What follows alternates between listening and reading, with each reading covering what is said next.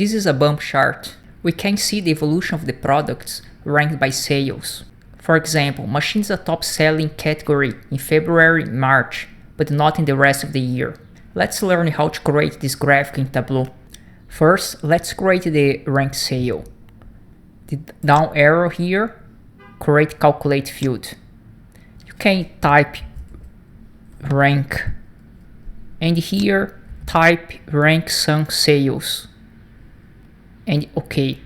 Now let's drag rank to rows and the order date to columns, and let's choose month, and drag subcategory to marks, and select color.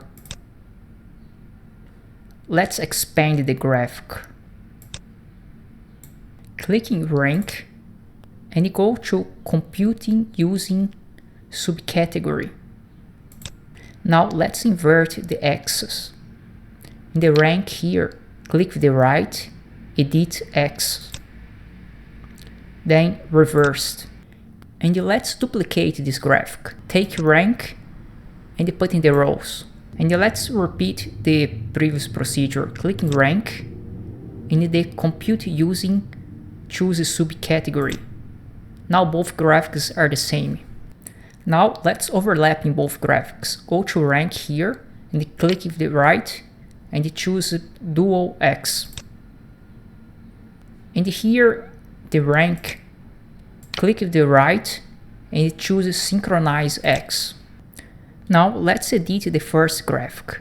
Here in automatic, let's choose circle and label. Show mark labels, and let's choose alignment in the center. And here, allow labels to overlap other marks. Well, here as well we can change the color of the font.